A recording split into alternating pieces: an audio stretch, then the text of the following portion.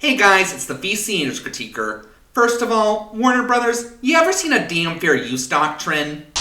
No, but I have seen a tuna fish. Yep, I figured. Guess they're all fish wrapped now. Let me just say that I am super glad that I live in an age of YouTube where this is seldomly a thing anymore, but I guess there really is no such thing as a perfect YouTube society. But I guess what hurt more about this one is Warner Brothers has always been so great about releasing claims in my videos. This is the first time they ever said no to releasing it. I guess Rita Narita got greedy and wanted to steal the revenue of hardworking YouTubers. Well, to her I just have to say... Keep the change, you filthy animal. Alright, well, I'm done bitching. Let's talk Hilda Season 3.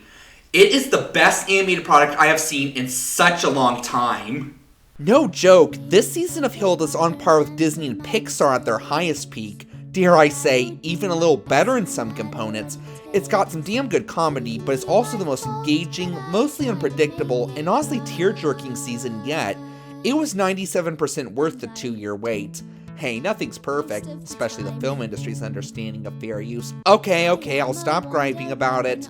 And this final season put me in that otherworldly bliss state that I haven't felt since Top Gun Maverick. So, let's look into said awesomeness, and just a heads up, I'm going to go into all the major spoilers for this season, so be forewarned. So the season starts off with Hilda and her family and friends off at the train station to visit Hilda's great aunt Astrid, who's been Johanna's guardian since her parents died as a baby. So that's what happened. And I just love how the engine has the bulk of a diesel, but is still steam-powered. Okay, so first off, let's address the elephant in the room. A lot of people were ticked off at the decision to have the trio be adolescents this season, but do you know what I think? I think they were really just scared because they felt like parents who didn't want to see their kids grow up. But I really applaud this decision because one, it not only makes the actors' older voices feel more natural, but it also makes these characters feel more real. Parents never want real kids to grow up, but they have to, and like real kids, we have to appreciate our trio for who they are now. And on the bright side, I've seen major growth in their characters in this season as well. David is almost never hesitant to help Hilda out with her crazy adventures, Frida's not stressed about being a perfectionist, and Hilda's done lying to her mom and, well, more on her a bit later. Anyway, they get to Auntie Astrid, voiced by Miriam Margolyes, and I know what you're thinking. Miriam Margolyes as the Aunt Guardian of an orphaned kid in a fantasy world higher than Pink Floyd? Well, surely that has to mean Johanna's childhood was all... work. But unlike Aunt Sponge, Aunt Astrid was a great guardian to Johanna, and is so awesome she became one of my favorite Hilda characters in just 5 minutes. Hilda, I'm so glad you're back to normal. I was worried about what to cook for you if you were still at home. Why don't you kids go and pick out your rooms? That means you too, kiddo. You don't want to get shortchanged. And their visit has the trio exploring the town, having to deal with a Jar Jar Binks knockoff called Puka, Johanna never getting a chance to relax for more than 2 minutes, and them all having Adventure Time-like experiences. But then Hilda finds an ancient book of Astrid's on fairies, which are apparently the only fantastical creatures in this world that the general public considers only imaginary. There's a reason they're called fairy tales and not just tales. But Hilda believes in them and surveys the people at Toffatin for info, all of whom have varied answers, but none of them seem especially favorable, and the only fairy mount they come across is a tourist attraction.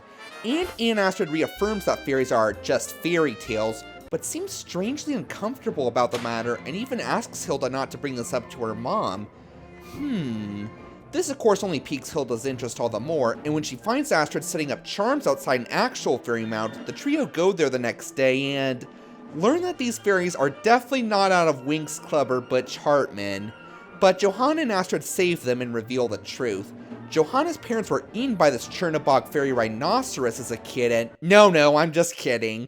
She was actually almost abducted by a fairy when she was a little younger than Hilda, and was so traumatized by the experience that she could never return to Toffatin, even having spent the rest of her childhood at boarding school. And needless to say, she is not too pleased with her aunt for lying about the fairy mounts being gone since she moved out.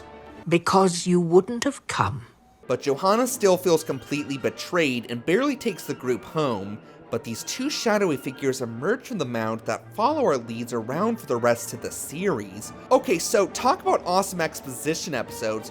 We actually learn about Johanna's past, and it's quite a dramatic one. Plus, since when are fairies ever depicted as malevolent? Touché, but not at this level. I know what you're thinking.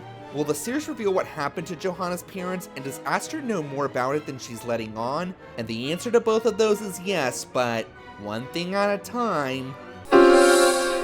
Okay, I know I had said in my Year Without a Santa Claus review that the other episodes were not as good as the finale, but they are still pretty awesome.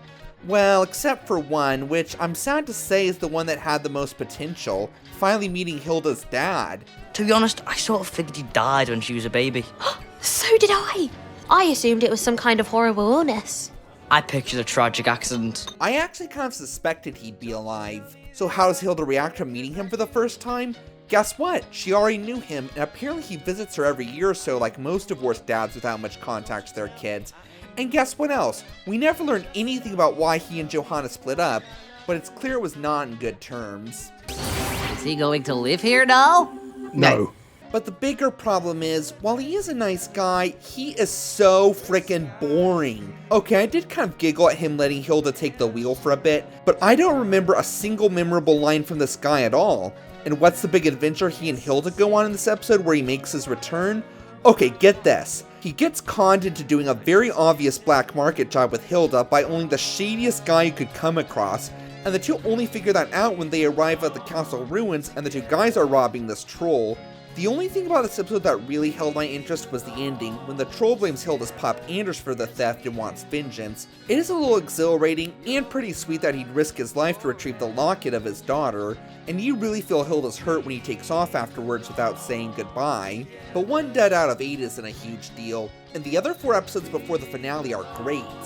Now please note, I'm not doing the remaining 4 episodes before the finale in production order, I'm doing them by genre, so let's look at the first comedic one, The Laughing Merman, where the trio find no one else in the Sparrow Scouts wants to join them on a fish-finding water raft activity since they view them as the freaky friends who simply aren't compatible with normal scouting trips.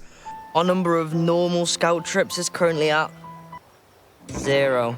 Maybe you 3 should leave scouting and join the circus. And maybe you should consider polishing your bully material. So they ultimately end up with the last available scout, Louise. Hey, is that a new kid or something? No, she was apparently a Sparrow Scout for a year, she just likes to keep a low profile. So the gang are determined to start a clean, non-weird slate with Louise and avoid adventure like COVID-19. But adventure finds them with Eugene, a miniature merman who lures the gang into a cave with illusions of a sea serpent after them to have as his eternal captive audience for his musical numbers, since he reveals through song he used to entertain for Neptune before he was kidnapped by a fisherman and dumped in this river when he refused to grant his wishes. This character is intended to be an obnoxious pain in the ass, but I'm just going to say it, he is the funniest Hilda villain ever. With his hilariously over-the-top and flamboyant expressions and vocal performance, it's clear the animators and his voice actor Raj Ghatak were having the time of their lives with this character, especially with his musical number, which even though Frida, David, and Hilda like as much as Murray does the Fly Away song, actually replaced said song as my favorite Hilda song. It kind of feels like if the scary tunnel ride from Willy Wonka was a more lighthearted Disney Renaissance musical number. True, exotic or nautical, find my aquatic dramatics are second to none. I'll give you everything if you just give me your applause. You're in luck, cause you're stuck in the muck with me. Yeah, who needs Don't Let Your Love Fly Away? This song is the shit. But he agrees to let them go if he fails to make them laugh in the next 5 minutes, and succeeds because... I don't think this is funny. Okay, I really have to give this show credit for making Happy Madison humor actually funny. Anyway, Louise is free to go since she was the only one who didn't laugh, but agrees to stay forever if she gives the others one more chance to escape and they fail. So he gives them a guessing game for the exit, and this time they succeed thanks to Louise's quick wits. And the fact that her camera can show Eugene's illusions for what they really are, keeping them from going into a trap. And at the end she reveals she knew of their freaky reputation from the beginning and wanted to join them because of it, even hiding their map to prevent the boring trip they had intended. Cliched, but effectively executed message on being yourself, and Eugene also gets a happy ending where he learns that rivers are connected to the ocean and heads back there, but not before giving the asshole scouts a well-deserved payback. Great episode, but even though the gang accepts Louise as the newest member of their group, she's never seen with them again. That's too bad because I really did like her. Last thing I gotta say is, you'd better watch out, Sebastian, because when Eugene makes it back to the ocean, you've got some major competition as... The most talented fish the sea. Yeah! Next funny episode is Strange Frequencies. Okay, get this. It was bad enough that the Nisses were stealing from the houses they live in, but now they're stealing from each other. What's worse, Hilda's gone full John Nash with her beautiful mind convinced her dad's in trouble and sending her secret messages hidden in newspapers, magazines, and radio messages that she's trying to decode with Alfred. Look, I know how all this may seem, but I haven't gone crazy. Whew, that's a relief, because you look like you've gone crazy. Ow! So Frida organizes a town meeting for the Nisses in their Sparrow Scout Hall to solve their problems and get the crazed Hilda out of the house, luring them with what attracts anyone to an event, free food. But the town meeting quickly turns into a family therapy session. That Nissa over there stole my timer! I wasn't stealing it. I was only borrowing it with the intention of keeping it on my person for all eternity. Why don't we try a role-playing exercise? Tontu, I want you to imagine you are not yourself. But instead, Tontu, this is the talking stick. That stick can talk. My stick can talk? No, only the person holding the stick can talk. My radio! She talked without holding the stick. I talk without holding the stick. And like a lot of family therapy sessions, things quickly go from bad to worse. To add insult to injury, Hilda's pop actually wasn't reaching out to her, it was just Victoria Van Gale's messed up radio frequencies. Hilda's crushed by this, and Frida's sore with Hilda for playing a big part in crap hitting the fan at her meeting. But once she's done sulking about her pop, Hilda comes up with a revolutionary idea the next day, having the Nissa share with each other. And sure enough, it works perfectly. Not as good as the Merman episode, but still pretty funny, and did provide a satisfying serious conclusion to the issue with the Nissa's kleptomania. Plus, the scene where Hilda realizes her dad's not looking for her after all was a pretty decent emotional moment. Anyway, Tontu's glad she doesn't need the radio anymore, cause now he can continue listening to this exciting new radio drama about this lost dad calling out to his daughter for help. What? Huh? Oh, no, it's not you. No, this daughter's name is Hilda. Wait. We'll get back to that after we look at the two dramatic episodes. First, there's the Giant's Lair, where Hilda goes to the old Fairytalk tree to build a new charm like her Aunt Astrid's, only to run into her acquaintance, Woodman, who is every bit as much of a dry, snarky deadbeat as we last saw him. I should probably follow her. I wouldn't want anything to happen to my hammer. And apparently, the roots of the Fairytalk tree are so deep, they teleport the two to the past of an alternate universe identical to theirs around the time all the giants except the two in the pilot episodes flew off Earth after years of persecution from humans. The final straw being when the Giant Slayer kidnaps a giant as very obvious bait to slay the other giants on the spot. Hilda doesn't want another time worm coming after her, but since this is an alternate universe, changing the past won't have consequences for her, so she says, let's make history for the better, and tries to convince the Giant Slayer to back down, and the Giants give humanity one more chance. Bit easier said than done, needless to say. While Woodman is naturally the source of comic relief. There is a demon in our midst! Are any of you fans of the jazz guitar? That would be a no then. But man, this episode is a heavy one on the whole. On the Giants side, Hilda is pretty persuasive with trying to get them to reconsider, but it's clear they've been abused and betrayed by this world far too long for that, especially with humanity thinking they're dumb enough to fall for such an obvious trap with the giant as bait. They even point out that even if she does manage to make the Giant Slayer see light, he's only one in hundreds of thousands of humans against them, so what difference does that really make? Yeah, that's actually a very good point. The Giant Slayer, called Halvor, is actually a pretty good character too. This character could have easily been an obnoxious, cocky little shit that we want to shut up, but he's actually kind of a cold-blooded psychopath. Have you tried talking to the giants? I wasn't put on this earth to talk. My destiny is to slay. Hell, just look at his swashbuckle with Hilda when he deems her an enemy. Yeah, this is definitely one messed up kid. And it's topped off with us learning that his hatred for giants is because one stepped on his house. Yeah, sound familiar? Hilda's like, yeah, big deal, happened to me too and I turned out okay. Only we learn it took a bit more than just his house. Yeah, not as relatable as you think, kiddo. And that definitely explains a lot. But as Hilda points out, holding onto his rage is only making things worse, and the burning village from his struggle with Hilda is visual proof of this.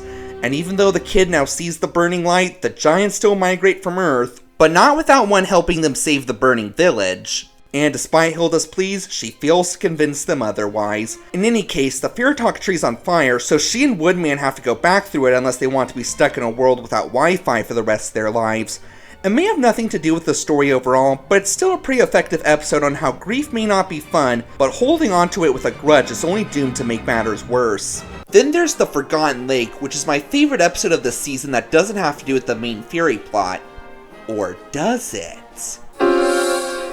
So it turns out Hilda still thinks her mom is an overprotective worrywart, even though she's proven herself to be anything but. So to further cement that she's not to Hilda, she opts for a mother-daughter camping trip in their brand new used car. That craps out on them every 5 minutes, so the two pack and set out on the open road for a wild camping adventure together with nary a worry in sight. Though Johanna does have to draw the line somewhere. Now that we're out of the city, can I drive for a bit? No. But I've driven before. Please don't remind me. They stop at a lovely wilderness spot on their way to the campground and love it so much they decide to camp there instead.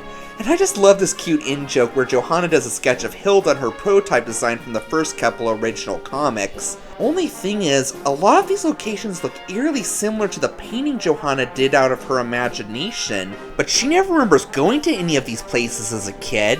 And since when can she play Aunt Astrid's pan flute so damn well? Well, those questions will have to wait, as her playing said flute summons this spider slug thing that looks like it came straight out of Studio Ghibli. And when it captures Hilda, Johanna becomes an action movie badass to save her. Yeah, you thought she was a badass in Hilda and the Mountain King? Here, she could take on Bruce Campbell, Liam Neeson, and Mel Gibson with one hand tied behind her back. And every minute of this is freaking awesome. These are honestly the best action scenes I've seen since, well again, Top Gun Maverick. Yeah, worrywart my ass. Did you get the Dangerous Soul safety badge? Nope, never did get that one. And I love how for once Hilda's mostly the damsel in distress and she's the one who has to do most of the saving, even having to let Hilda take the wheel for a bit to fend the thing off. And in one of my favorite Hilda moments ever, just as the thing has got Hilda, but Johanna can't hold on to both her and the car, she opts to be eaten alive with her daughter rather than just let her go and save her own ass. Johanna, I know you love your kid, but that is something else. But thankfully, the creature decides he doesn't like the taste of humans and calls a truce. But why does it say that it had previously tried to eat Johanna when she was only a little younger than Hilda? She doesn't remember that. And why did it say her parents rescued her from it? Her parents died when she was just a baby. Didn't they? And now for the grand series finale and the best Hilda installment ever, the Fairy Isle. No joke, I felt numb after watching this final installment. It's not only visually dazzling, but it has some of the most emotional, jaw-dropping, and heartfelt moments in all of Hilda. It isn't quite perfect, but it's still pretty damn close. So back to the part where Tonto hears Hilda's pop calling out to her for help, we find that Alfred has triangulated his location to the Fairy Mound. Oh yeah, and did you forget Alfred was even in this season?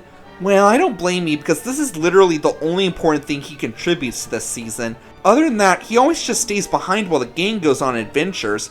Seriously, why did they waste this character so much this season? Okay, so they catch a train to Toffaton in the Fairy Mound, and Johanna quickly finds out and follows them there, and despite Frida and David's attempts to stop her, goes into the mound to find her daughter. And sure enough, Hilda finds her pop and that psycho hack I mentioned in my Hilda music video, Victoria Van Gale, a crazy meteorologist who wants to find bizarre new worlds, but with less than ethical methods. And we learn that Anders hadn't abandoned Hilda like she thought, he was just pulled into this world by an unknown force when the troll was about to attack him. And I will say, the scenes that follow do somewhat compensate for his incredibly half-assed intro episode. We see these two have deeper conversations, such as Anders apologizing for not being there for Hilda more, as well as a pretty exhilarating journey back to the Earth portal from Frida's magic, where the fairy country does everything it can to stop them.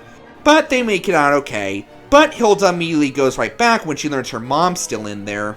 While that's going on, David and Astrid have to tend to Frida, who had a physical burnout from doing such a powerful spell, and Anders trying in vain to dig his daughter and ex out. And we finally see the actual fairy country, which, yeah, you thought Hilda and the Mountain King was beautiful? This place has some of the most beautiful animation scenery ever. Okay, so remember how I said the season was mostly unpredictable? Here's a rare example when it fails to be, but how that ultimately isn't necessarily a bad thing. So while Hilda's searching for her mother in the mound, she runs into this little lost girl who's also looking for her parents. Yeah, I know you all figured this out immediately too, so I'm not gonna bother hiding the fact that little Caribbean Riding Hood here is so obviously Johanna turned back into a kid with her adult memories erased, which they explain the reason for a bit later. I mean, did you really think hiding her hair in a coat and not revealing her name would keep us from realizing that? Hell, just listen to her voice. Did your mom try to leave you behind too? Try to sneak off into the fairy kingdom without even saying goodbye? I have no idea if that's Daisy Haggard's voice digitally higher pitched or some teenager who can do a really damn good Daisy Haggard impression. But either way, the predictability of the scene actually works better in the long run, because now we know for a fact that her memories of never having parents were false. And more importantly, even though Johanna no longer remembers her daughter, nor does Hilda recognize her, the two almost immediately become friends and team up to find their parents, and you still really feel the incredible bond these two have and how they interact with each other. It really shows how not even taking away her memories will take away Johanna's love for Hilda. And they finally make it to a copy of their old destroyed house and find that the two hooded figures stalking Hilda all season are her grandparents, called Finium and Lydia. So once Johanna's adult age and memories are restored, including the fact that these are her parents but nothing beyond that, she demands to know why they pulled a total recall on her and made her think she never grew up with them at all and only had Aunt Astrid. So get this, Astrid and Finium are fairies themselves. I am a fairy! You're part fairy. I'm a fairy! I am a fairy! Well, I gotta say, I sure didn't see that coming either. Though that does explain why she's the only human around with blue hair. Anyway, as kids, they were fond of spying on humans, but were forbidden from having contact with them. That is until they exposed themselves and met Lydia. They then said, to hell with the rules, and would constantly travel from the fairy country to play with their new friend. And pretty soon, Lydia and Finium's feelings for each other stepped out of being just platonic, and soon led to...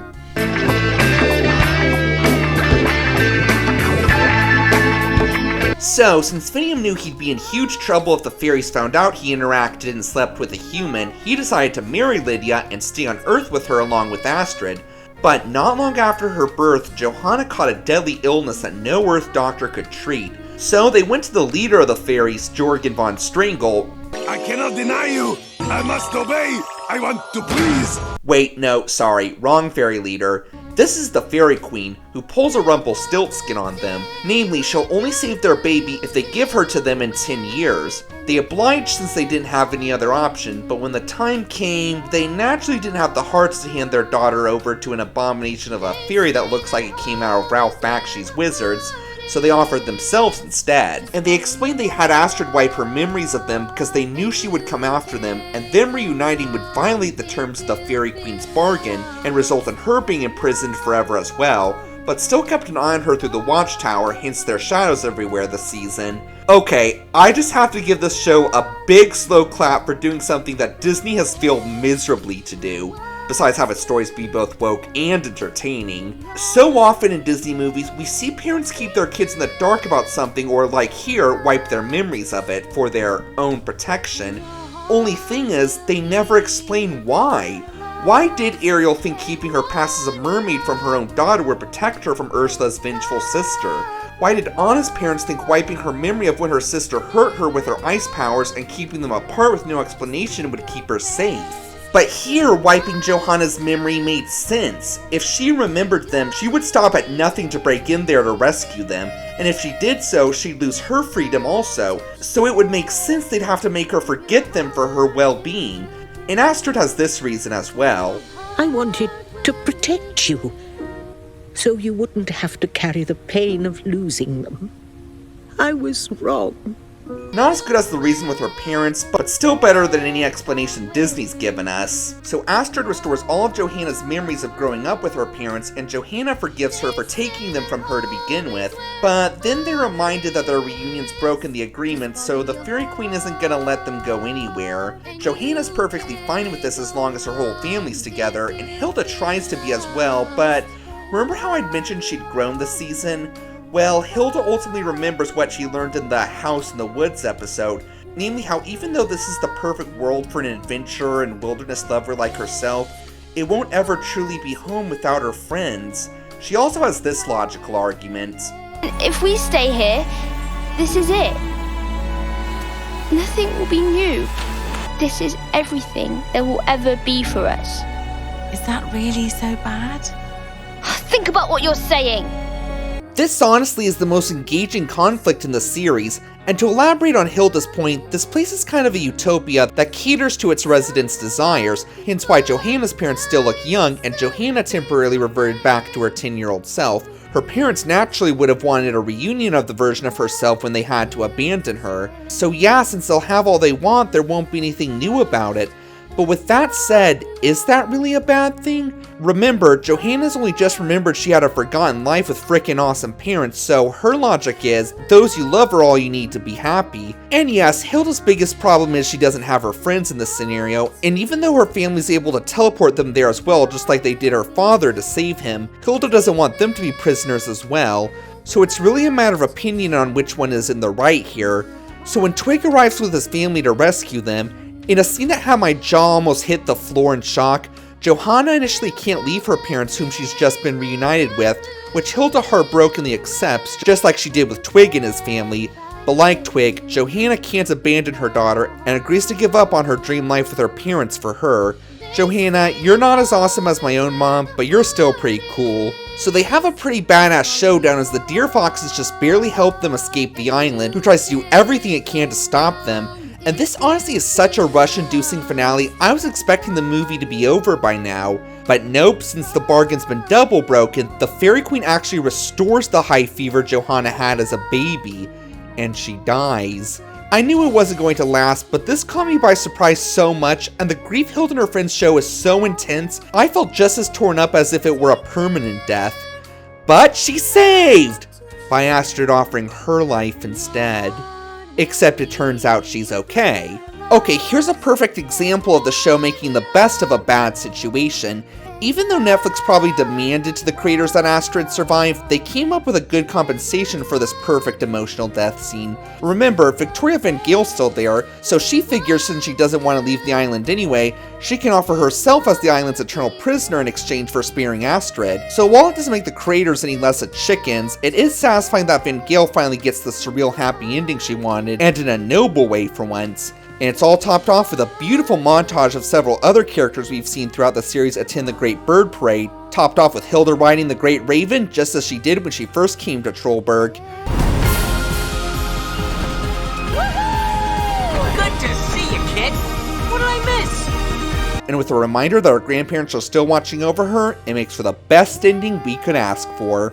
And with that, as Alfred would say, we've reached the end of our paperwork trail with Hilda.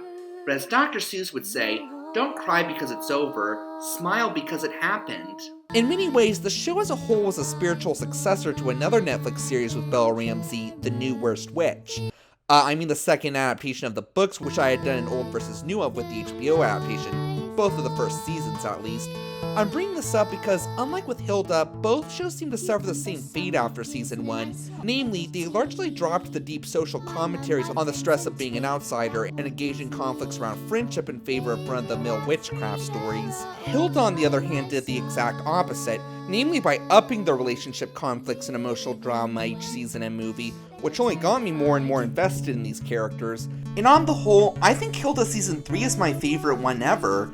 Even though I was disappointed we didn't get more on Hilda's dad like all the advertising made us think we were, the backstory on Johanna is easily the most emotional and interesting one in the entire series. And again, I'm really impressed it managed to give us a logical reason for the keeping kids in the dark scenario that Disney never managed to do.